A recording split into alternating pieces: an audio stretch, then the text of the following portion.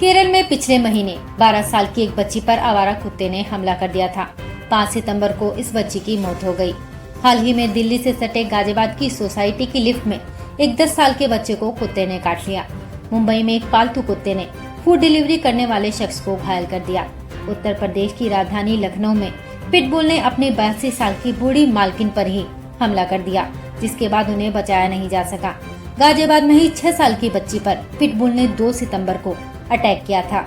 उत्तर प्रदेश के ही दूसरे शहर नोएडा में जुलाई महीने में एसडीएम कुंदन सिंह को आवारा कुत्ते ने काट लिया था।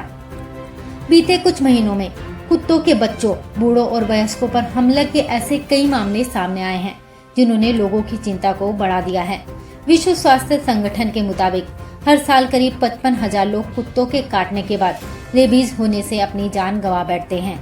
एशिया और अफ्रीका में कुत्तों के काटने के सबसे अधिक मामले आते हैं।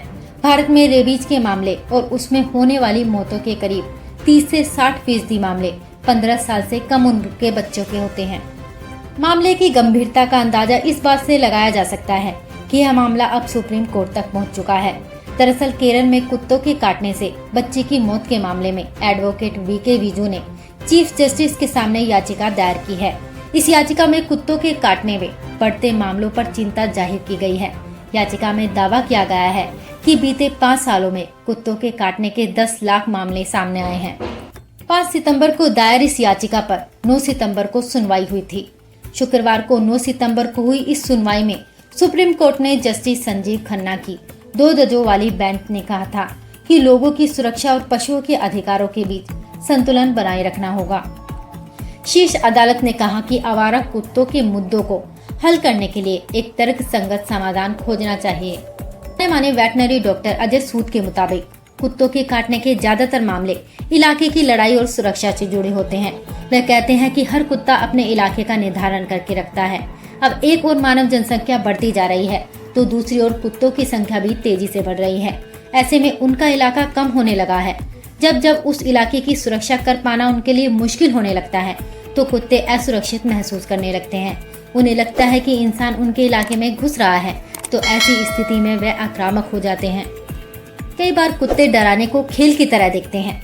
मान लीजिए उन्होंने किसी इंसान को दौड़ा लिया तो उनमें डराने का भाव आ जाता है। जब उन्हें यह एहसास हो जाता है कि इंसान उससे डर रहा है तो वो इसे खेल की तरह देखने लगते हैं।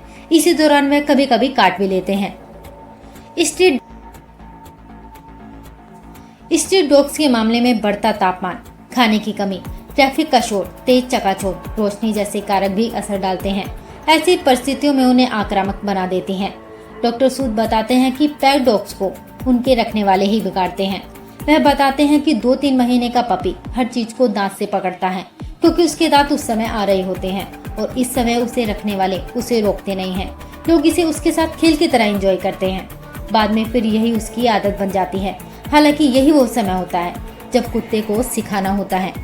एक वजह यह भी है कि बहुत से लोग कुत्ता लेकर आते हैं और उसे घर के एक कोने में बांध देते हैं। ऐसा कुत्ता जो लोगों के साथ बेहद कम घुल मिल पाता है और कोने में बंधा रहता है तो वह आक्रामक हो जाता है। वो असुरक्षित हो जाता है और उसके साथ बहुत हद तक संभव भी है कि अगर वो अधिक आक्रामक है तो काट भी ले। कुत्तों के आक्रामक होने का एक कारण खान पान का असंतुलित होना भी है। कई बार घरों में कुत्तों को उनकी खुराक से अधिक खाना दे दिया जाता है या फिर उनका वर्कआउट उस अनुपात में नहीं होता। ऐसे में शारीरिक ऊर्जा का पूरा इस्तेमाल नहीं हो पाता और यह भी उनकी आक्रामकता को बढ़ा देता है। पालतू कुत्ते के काटने और स्ट्रीट डॉग के काटने में अंतर है। जब एक पालतू कुत्ता काटता है तो वह सामान्य तौर पर उसके बाद पीछे हट जाता है। आमतौर पर पालतू कुत्तों को यह अंदाजा हो जाता है कि उनसे कोई गलती हो गई है, इसलिए वे किसी को काटने के बाद पीछे हट जाते हैं। वहीं स्ट्रीट डॉग्स हंटिंग व्यवहार वाले हो जाते हैं। उनमें काटने की प्रवृत्ति पैदा हो जाती है। पालतू कुत्तों को आमतौर पर वैक्सीन लगी होती है, वहीं स्ट्रीट डॉग्स वैक्सीनेट नहीं होते तो उनके काटने पर रेबीज होने का खतरा और भी अधिक हो जाता है। अक्सर कहा जाता है कि अगर पालतू कुत्ता काटता है तो उस पर 4 दिनों तक नजर रखनी चाहिए। अगर वो जिंदा है तो ठीक है, लेकिन अगर वो मर जाता है तो खतरे की बात है।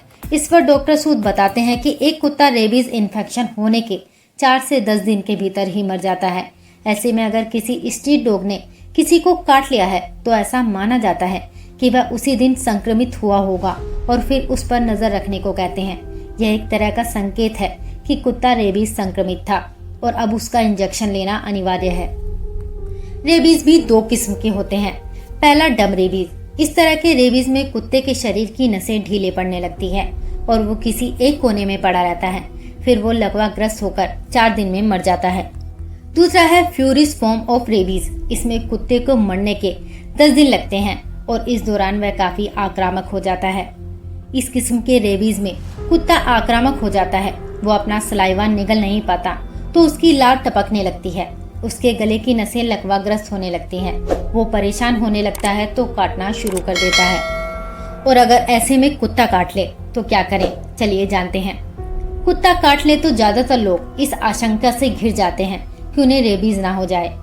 डॉक्टर कहते हैं कि मेडिकली उसको सबसे पहले उस कटे हुए को कम से कम 10 मिनट तक पानी और साबुन से धोना चाहिए। इसके बाद बेटाडीन लगा देनी चाहिए। आमतौर पर पालतू कुत्तों को वैक्सीन लगी होती है तो रेबीज होने का खतरा नहीं है। ऐसे में इसे आम घाव की तरह ही ट्रीट करें।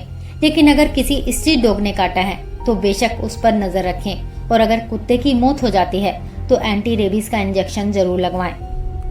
एंटी रेबीज वैक्सीनेशन का यह है कि पहले 10 दिन नजर रखना चाहिए, जिसमें जिस दिन कुत्ते ने काटा है उस दिन, तीसरे दिन, 7वें दिन, 14वें दिन और फिर 28वें दिन यानी 5 इंजेक्शन लगते हैं। रेबीज का एक इंजेक्शन 300 से 400 रुपए तक का लगता है, जो भारत की सरकारी अस्पतालों में मुफ्त लगाया जाता है।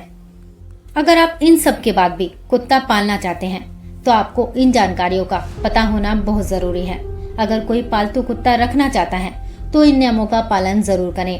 हर कुत्ते का अपना एक माहौल होता है। मसलन जर्मन शेफर्ड का इस्तेमाल भेड़ों के झुंड को एक साथ रखने के लिए किया जाता है। ऐसे में अगर वो हर रोज वॉक नहीं कर रहा है तो यह उसके लिए सही नहीं है। ऐसे में पिटबुल जैसे विशाल कुत्ते दरअसल गार्ड कुत्ते हैं। आपके पास भरपूर जगह है तो इन्हें पालने की कोई बुराई नहीं है, लेकिन अगर सीमित जगह है तो इन्हें ना ही पालें। ऐसा करना उनकी सेहत के लिए ठीक नहीं है। ऐसे में अगर आपके पास सीमित जगह है तो आप छोटे आकार वाले कुत्ते पालें। जानवर कुत्ता पालने के लिए आपको इन नियमों का पालन तो जरूर ही करना चाहिए। सबसे पहले आपका जानवर पूरी तरह से वैक्सीनेट होना चाहिए। वैक्सीनेशन कार्ड पूरी तरह से अपडेटेड होना चाहिए। हेल्थ चेकअप रेगुलर होते रहना चाहिए। जानवरों को रिलोकेट नहीं कर सकते, मतलब ये भी कि आप किसी पालतू जानवर को कहीं ले जाकर छोड़ नहीं सकते। जानवर के साथ किसी प्रकार की हिंसा नहीं होनी चाहिए। इसके अलावा हर सोसाइटी के अपने खास नियम होते हैं जिनका पालन करना बहुत जरूरी है। कुत्ता पालना चाहते हैं तो इन नियमों का पालन जरूर करें। हमें आशा है कि ये जानकारी आपको पसंद आई होगी। अगर आपको वीडियो पसंद आई हो तो एक लाइक जरूर करें और आगे भी ऐसी ही जानकारियों से जुड़ा रहने के लिए चैनल को सब्सक्राइब करना बिल्कुल ना भूलें। इस वीडियो को ज़्यादा से ज़्यादा लोगों को शेयर करें ताकि ये जानकारी और लोगों तक भी पहुंच सके। अब हम मिलते हैं आपको अपनी अगले वीडियो में। तब तक आप लोग अपना ख्याल रखें। जय श्री कृष्णा।